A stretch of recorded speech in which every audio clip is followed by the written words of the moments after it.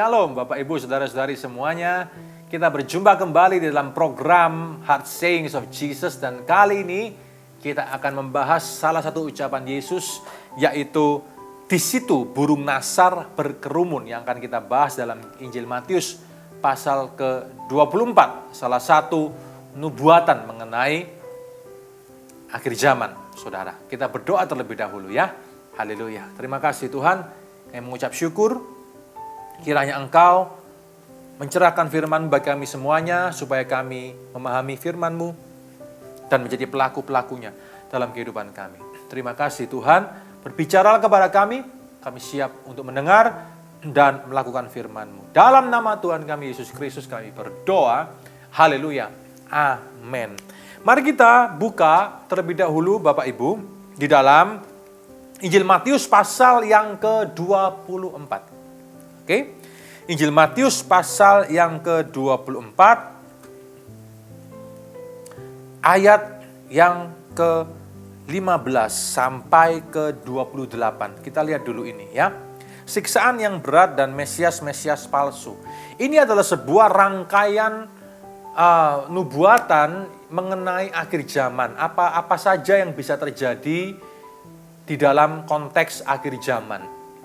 Pertanyaannya adalah, saudara, kapan sih akhir zaman itu dimulai sebetulnya? Nah, ini penting sekali untuk kita jawab. Ada banyak orang mengira bahwa, akhir zaman itu belum ada sekarang, nanti. Nanti kalau ini terjadi, nanti kalau antikris itu muncul dan semuanya. Bapak, Ibu, Saudara-saudari, kita harus memahami konteks yang tepat mengenai akhir zaman. Ya. Nah, saudara, tahukah saudara, bahwa konteks akhir zaman itu selalu kental, sangat dekat sekali dengan sebuah frasa hari Tuhan. Kalau kita baca dalam beberapa ayat di Alkitab, selalu kental dengan konsep frasa hari Tuhan. Yom HaMashiach, ya, hari datangnya Sang Mesias itu. Kapan sih hari Tuhan itu, saudara? Kapan sih permulaan akhir zaman? Simple sebetulnya, saudara. Apakah kita hari ini sudah ada dalam akhir zaman? Sudah. Kita sudah ada kok dalam akhir zaman. Karena akhir zaman, ya saudara, atau hari Tuhan, itu sebetulnya sudah dimulai pada waktu Yesus datang di dunia. Yang pertama. Ketika Yesus datang ke dunia, that's it. Saat itulah sudah resmi disebut sebagai hari Tuhan. Yom HaMashiach, datangnya Sang Mesias. Dan dimulailah akhir zaman di sana. Sehingga jangan heran kalau kita baca kitab-kitab yang ditulis oleh kitab 1 Yohanes, kitab di 1 Petrus dan semuanya yang dikirim kepada gereja mula-mula, saudara. Mereka semua itu begitu menderita karena iman mereka, bukan? Dan saudara, dalam penderitaan itu mereka selalu ingin Yesus datang kedua kali. Yesus baru naik loh, sudah dikangenin. Yesus baru saja naik ke surga, sudah dikangenin, sudah diinginkan kehadirannya oleh orang-orang Kristen pada abad pertama Masehi. Kapan Tuhan datang kembali? Kapan datang Tuhan kembali? Bayangkan saudara, ya, ribuan tahun orang-orang Kristen, orang yang percaya Yesus maksudnya, ya, merindukan Kristus datang kedua kali. Tapi Yesus belum datang untuk yang kedua kali. Apakah itu berarti dia berlambat-lambat? Apakah itu berarti dia lupakan janjinya? Enggak kok saudara, enggak kok. Ya, tapi belum waktunya memang. Harus genap dulu apa yang firman Allah katakan. Barulah tiba kedatangannya yang kedua kali. Tapi konsep akhir zaman, Yom HaMashiach, hari Tuhan itu sudah terjadi ketika Yesus datang kedua kali, dimulailah akhir zaman. Jadi hari ini kita sudah ada di dalam akhir zaman itu sendiri. Dan kita nggak perlu heran, nggak perlu takut, nggak perlu bingung. Akhir zaman kapan ya? Nanti, masih nanti. Enggak, saudara. Kita sudah ada di dalam akhir zaman. Dan konsep akhir zaman itu sudah berjalan 2021 tahun ini ketika Yesus datang kedua kali. Ketika Yesus datang yang pertama kali, sudah dimulai. Ya, dan mari kita lihat ini, saudara. Ayat 15. Jadi apabila kamu melihat pembinasa keji berdiri di tempat kudus menurut firman yang disampaikan oleh Nabi Daniel, para pembaca hendaklah memperhatikannya. Maka orang-orang di Yudea haruslah melarikan diri ke pegunungan. Ini ngomong apa nih Yesus? Nggak jauh-jauh pada saat itu, saudara. Ya, pada saat itu Yesus ngomong konteks pada saat itu. Siapa pembinasa keji pada saat itu? Ya, dalam segi historis itu adalah kekaisaran Romawi, bukan? Ketika mereka menyerang Yerusalem, ketika mereka mengepung Yerusalem tahun 60-an, saudara, ya, sampai tahun 70 itu di bawah Jenderal Vespasianus yang kemudian menjadi kaisar dan digantikan oleh anaknya Jenderal Titus yang akhirnya meruntuhkan Yerusalem, menghancur leburkan Yerusalem, saudara, membuat orang-orang Yahudi terdiaspora ke seluruh dunia. Gak jauh-jauh kok dari zaman Yesus hidup, saudara, penggenapannya itu. Maka orang-orang di Yudea haruslah melarikan diri ke pegunungan. Orang-orang yang percaya Yesus ingat ayat ini. Mereka lari. Ketika diserbu oleh Romawi, dikepung, mereka lari duluan. Ya, di pegunungan Pela, di daerah yang hari ini ada di Yordania, saudara. Ya, karena mereka ingat ini, lari ke pegunungan. Orang yang sedang di peranginan di atas rumah, janganlah ia turun mengambil barang-barang rumahnya, dan orang yang sedang di ladang, janganlah ia kembali mengambil pakaiannya. Celakalah ibu-ibu yang sedang hamil atau menyusukan bayi pada saat itu. Ya, berdoalah supaya pada waktu kamu melarikan diri, jangan jatuh pada musim dingin, jangan pada hari Sabat. Berdoalah supaya kamu melarikan diri itu, ya, jangan jatuh pada musim dingin dan hari Sabat, sebab pada masa itu terjadi siksaan yang dahsyat yang belum pernah terjadi sejak awal dunia sampai sekarang dan yang tidak akan terjadi lagi. Betul, saudara? Ya, kurang lebih 1 juta orang Yahudi mati, dihancurkan oleh orang Romawi, pasukan Romawi pada tahun 70 Masehi itu. Tergenapi kata-kata Yesus. Sebab kiranya waktu tidak dipersingkat, maka dari segala yang hidup tidak akan ada yang selamat, akan tetapi karena orang-orang pilihan, waktu itu akan dipersingkat. Pada waktu itu jika orang berkata kepada kamu, lihat Mesias ada di sana, Mesias ada di situ, janganlah kamu percaya. Yesus sedang ngomong apa? Yesus sedang tidak hanya ngomong pada waktu konteks historis, tapi dia sedang ngomong tentang konteks futuris, tentang hal-hal yang terjadi di depan, saudara. Dan inilah perspektif yang harus lengkap ada ketika kita mempelajari tentang eskatologi atau akhir zaman. Ya, di lain waktu kita akan bicara mengenai hal itu. Mesias palsu, nabi palsu akan muncul, mereka akan mengadakan tanda-tanda yang dahsyat dan mujizat, sehingga sekiranya mungkin mereka menyesatkan orang-orang pilihan juga. Mesias-mesias palsu muncul. Sudah nggak heran, sudah dari dulu sampai hari ini, hari-hari ke depan, sudah banyak yang mengaku diri sebagai Mesias, bukan? Sudah banyak yang mengaku diri sebagai juru selamat, bukan, saudara? Ya, ada banyak orang mengaku diri sebagai titisan Yesus, bukan? Ya, tapi kemudian mati, manusia biasa.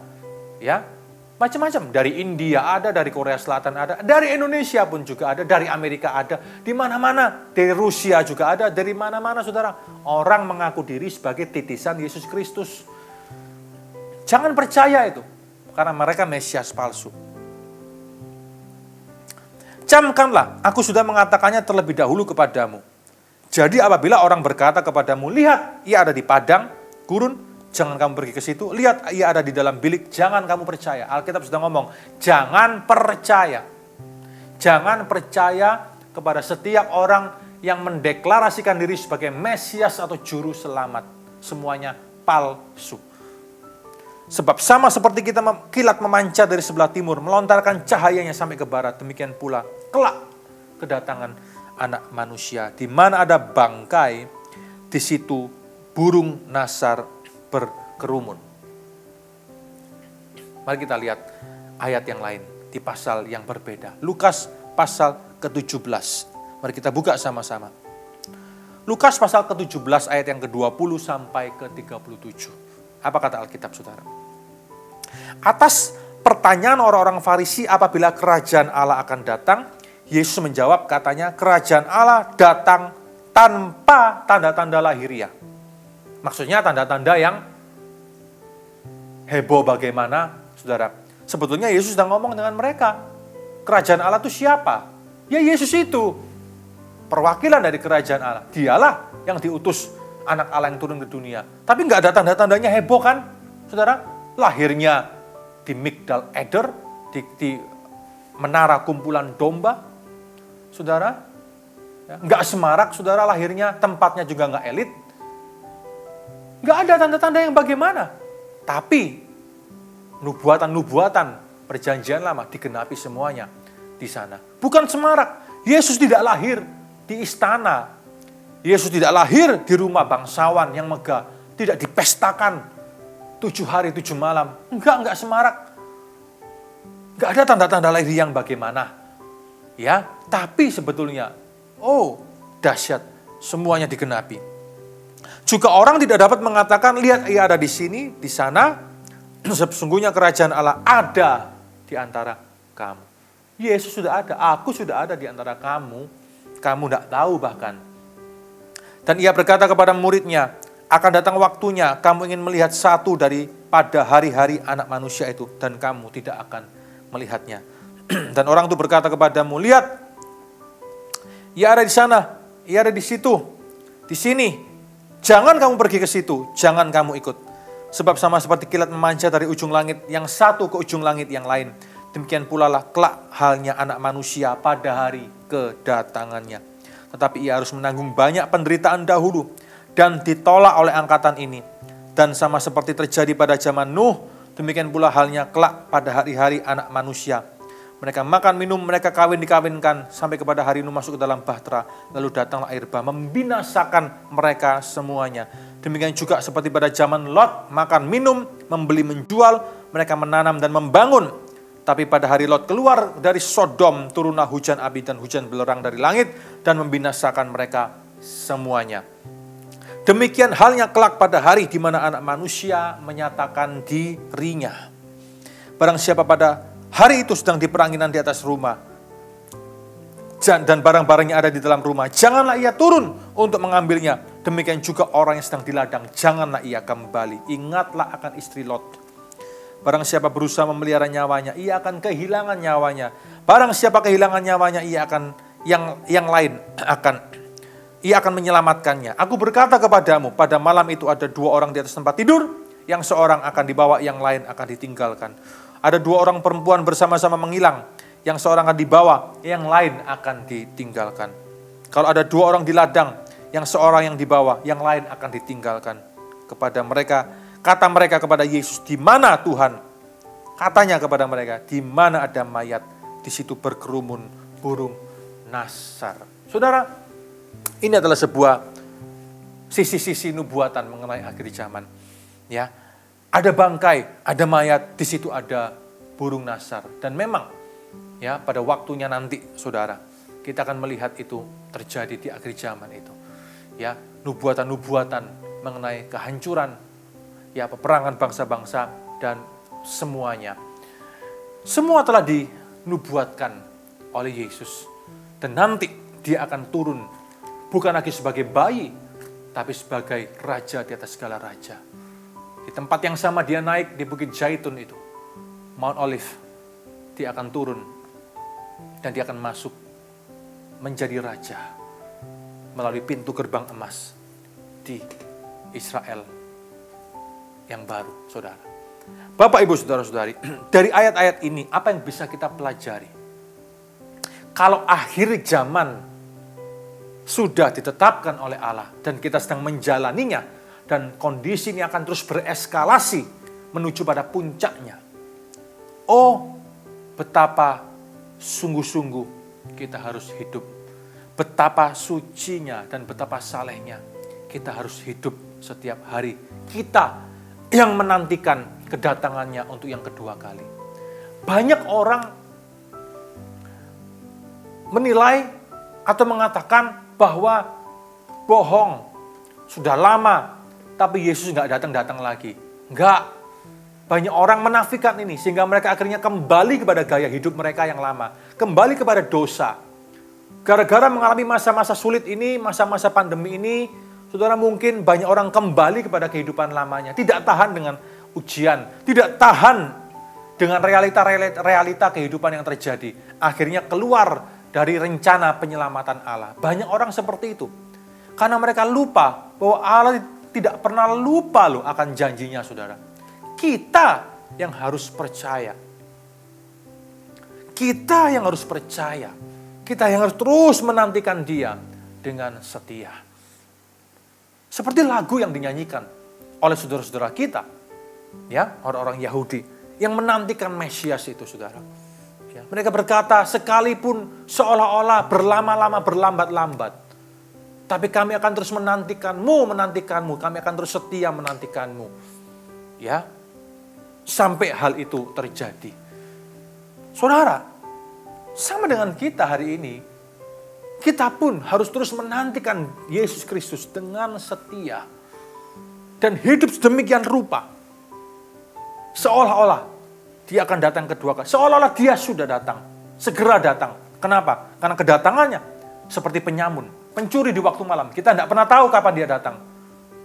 5 gadis bijaksana, 5 gadis bodoh. Biarlah kita menjadi 5 gadis yang bijaksana. Tetap bersedia, siap waspada setiap saat. Karena kita nggak tahu loh kapan Dia datang, saudara. Kapan mempelai pria itu akan datang menjemput kita, mempelai wanitanya. Jangan kita seperti mempelai wanita yang bodoh, yang tidak menyiapkan minyak itu pada waktunya. Coba kita lihat dalam kitab 2 Petrus dinyatakan seperti ini. Ya, saudara ya, hari Tuhan. 2 Petrus pasal yang ketiga. Petrus sedang bicara soal konsep Yom HaMashiach atau hari Tuhan ini. Perhatikan apa yang ditulis oleh Rasul Petrus. Nasihat buat kita semuanya, ya. Saudara-saudara yang kekasih. 2 Petrus pasal 3 ayat yang pertama. Saudara-saudara yang kekasih, ini sudah surat yang kedua yang kutulis kepadamu. Maksudnya 1 Petrus adalah surat yang pertama, ya.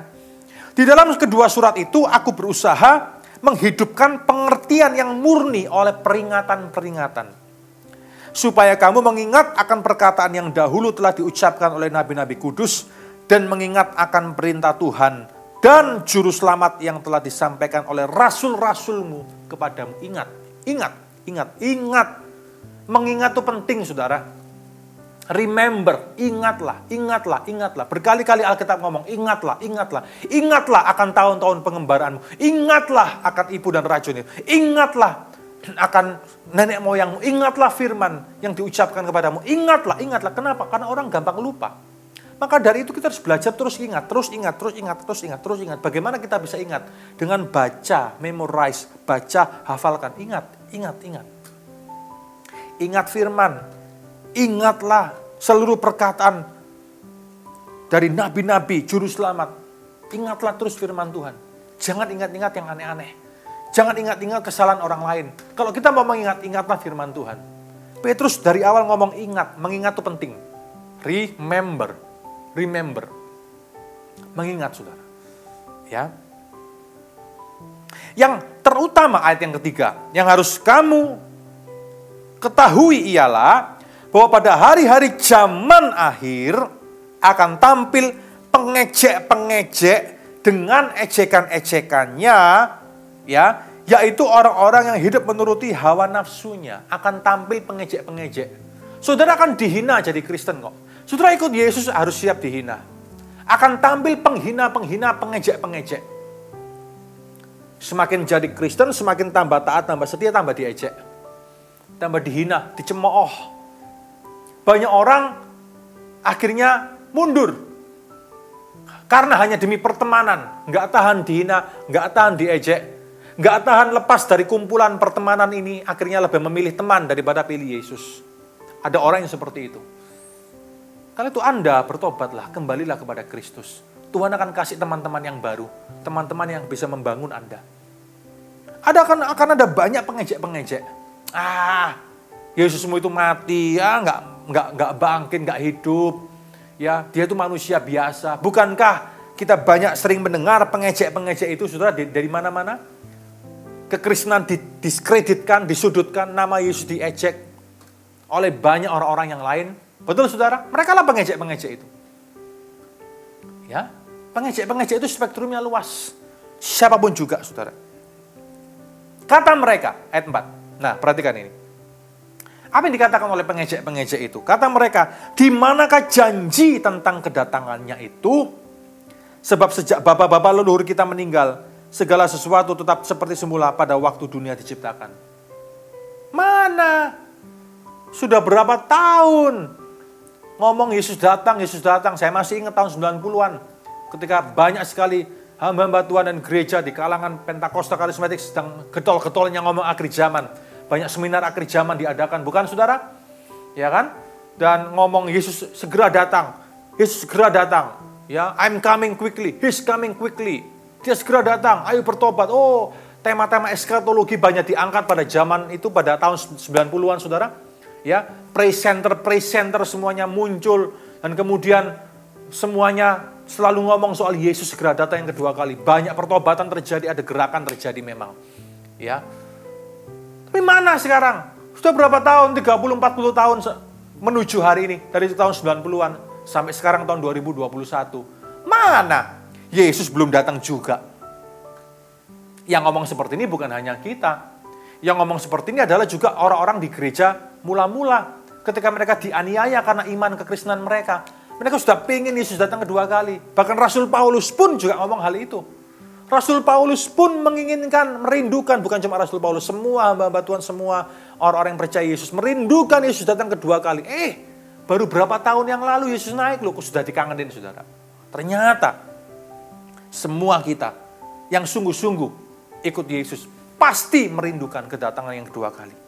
Tapi akan ada pengejek-pengejek memang. Ya, mana bohong, mana nggak ada tanda-tandanya. Ya nggak ada. Semuanya cuma pepesan kosong. Harapan-harapan palsu. Kata pengejek-pengejek itu. Tapi perhatikan. Ya, perhatikan saudara. Ayat 5. Mereka sengaja tidak mau tahu bahwa oleh firman Allah, langit telah ada sejak dahulu, juga bumi yang berasal dari air dan oleh air. Dan bahwa oleh air itu, bumi yang dahulu telah binasa dimusnahkan oleh air bah. Tetapi oleh firman itu juga langit dan bumi yang sekarang terpelihara dari api dan disimpan untuk hari penghakiman dan kebinasaan orang-orang fasik. Ini loh saudara. Akan tetapi saudara-saudaraku yang kekasih, yang satu ini tidak boleh kamu lupakan, yaitu bahwa di hadapan Tuhan satu hari sama seperti 1000 tahun dan 1000 tahun sama seperti satu hari. Ini bahasa simbol. Artinya apa? Tuhan tidak lalai menepati janjinya. Ya, sekalipun ada orang yang menanggapnya sebagai sebuah kelalaian, tetapi ia sabar terhadap kamu. Supaya apa? Jangan ada. Ia menghendaki supaya semua orang, jangan ada yang binasa, melainkan supaya semua orang berbalik dan bertobat. Ternyata ini loh alasannya kenapa Yesus belum datang juga, saudara. Karena jam kasih karunia-Nya masih berlaku. Dia menginginkan semakin banyak orang bertobat. Semua 100% tentu tidak. Akan ada orang-orang yang sampai detik terakhir tetap menolak Yesus, ada. Tapi supaya prosentasinya semakin besar, semakin banyak orang yang boleh diselamatkan. Supaya tadi ayat yang kita baca, di situ burung nasar berkerumun, itu tidak akan memakan banyak korban. Kenapa? Burung nasar itu makan apa? Burung bangkai ya makan bangkai, saudara. Sebanyak mungkin orang bertobat diselamatkan. Itulah mengapa Yesus belum datang untuk yang kedua kali. Bukan berarti dia menunda-nunda kedatangannya. Tidak. Dia punya timeline yang kita tidak tahu. Ya kan? Anak tidak tahu, Roh tidak tahu, hanya Bapa yang tahu. Ada timeline-nya. Bukan urusan kita untuk hitung-menghitungnya. Sehingga kemudian nanti keluar aliran sesat ini dan aliran sesat itu lainnya, saudara. Bukan urusan kita, tapi bagaimana kita hidup untuk orang-orang yang belum kenal Yesus hari ini. Masih ada jam kesabaran Allah. Sambil kita menantikan terus kedatangannya yang kedua kali. Sambil kita menantikan terus. Tapi juga saudara, kita tahu satu hal. Inilah jam kasih karunia. Bagi saudara-saudara kita yang lain yang belum menerima Yesus sebagai Tuhan dan Juru Selamat. Itulah tugas kita, gereja Tuhan. Tetapi hari Tuhan akan tiba seperti pencuri. Pada hari itu langit akan lenyap dengan gemuruh yang dahsyat dan unsur-unsur dunia akan hangus dalam nyala api dan bumi akan segala yang ada di atasnya akan hilang lenyap. Jadi jika segala sesuatu ini akan hancur secara demikian, ya saudara, betapa suci dan salehnya kamu harus hidup. Inilah yang Tuhan inginkan untuk kita semuanya. Betapa suci dan salehnya kamu harus hidup. Ini akhir zaman, suci dan salehnya. Kenapa saudara? Karena nanti di kitab Wahyu akan dikatakan ya, yang jahat semakin jahat, yang durhaka semakin durhaka, yang benar semakin benar, yang suci akan semakin suci. Tinggal kita pilih yang mana. Yaitu kamu yang menantikan dan mempercepat kedatangan hari Allah itu. Kalau kita hidup benar, hidup suci, kita lakukan tugas kita sebagai gereja, kita menantikan Dia, tapi kita juga mempercepat kedatangannya, saudara. Pada hari itu langit-langit akan binasa dalam api. Unsur-unsur dunia akan hancur karena nyalanya. Tetapi sesuai dengan janjinya, kita menantikan langit yang baru, bumi yang baru, di mana terdapat kebenaran. Ya, saudara, bumi ini akan lenyap. Nanti akan ada langit baru, bumi baru, di mana kita akan hidup di dalam tubuh kemuliaan, seperti awal desain Allah bagi dunia, bagi manusia, sebelum Adam dan Hawa jatuh ke dalam dosa. Dan kita akan bersama-sama dengan Yesus untuk selama-lamanya. Hari ini, Bapak, Ibu, Saudara-saudari, mari kita sungguh-sungguh untuk hidup dengan benar. Kita yang menantikan kedatangan yang kedua kali. Kita hidup di akhir zaman. Betapa suci dan salehnya kita harus hidup senantiasa untuk Tuhan. Karena kita akan mempercepat kedatangannya. Sekalipun Dia seolah-olah berlambat-lambat, tapi Dia tidak pernah lambat, saudara. Ada timeline. Kita tidak tahu. Anak tak tahu, roh tak tahu, hanya Bapa yang tahu. Ada timeline kapan Dia datang kedua kali. Tapi yang pasti, Dia pasti akan datang untuk yang kedua kali. Maranatha.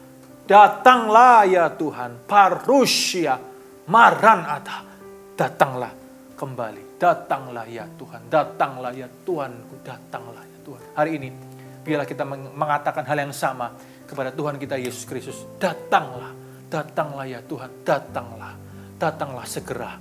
Itu kata kitab Wahyu, bukan saudara? Kitab Wahyu diakhiri dengan kalimat-kalimat itu, bukan? Alkitab diakhiri dengan sebuah kalimat, sebuah kata-kata harapan kepada Allah. Dengan mengatakan sebagai, ya aku datang segera. Yesus ngomong apa? Aku datang segera. Datanglah ya Allah, datanglah ya Tuhan. Amin. Pasti, amin itu ya, pasti akan terjadi. Datanglah Tuhan Yesus. Tuhan Yesus pasti datang untuk yang kedua kali. Maranatha, parusia. Pertanyaannya, siapkah kita ketika mempelai pria itu datang dan mengajak kita masuk ke rumah yang baru, saudara? Langit baru, bumi baru. Renungkan firman ini dan mari kita hidup dengan sungguh-sungguh. Mari kita berdoa bersama-sama. Haleluya. Terima kasih Tuhan. Kami mempersiapkan diri kami sungguh-sungguh menyambut Engkau untuk yang kedua kali. Kalau hari ini seolah-olah belum ada tanda-tandanya, kami mau terus setia, kami mau terus menantikan Engkau, kami mau terus hidup untuk Engkau, kami mau terus hidup demikian rupa melakukan tugas kami, supaya ketika Engkau datang, kami tidak didapati sedang nganggur, kami tidak didapati sedang tidak setia, tapi kami tetap setia bekerja di ladang-Mu untuk Engkau, bagi kemuliaan-Mu dan bagi kerajaan-Mu. Terima kasih ya Tuhan. Datanglah segera, datanglah kembali. Tuhan Yesus, datanglah segera. Terima kasih ya Tuhan, terima kasih. Di dalam nama Tuhan kami Yesus Kristus, kami berdoa mengucap syukur. Haleluya. Amin. Shalom Aleichem Beshem Hamashiach. Salam sejahtera dalam nama Tuhan kita Yesus Kristus yang akan datang untuk yang kedua kali. God bless you all.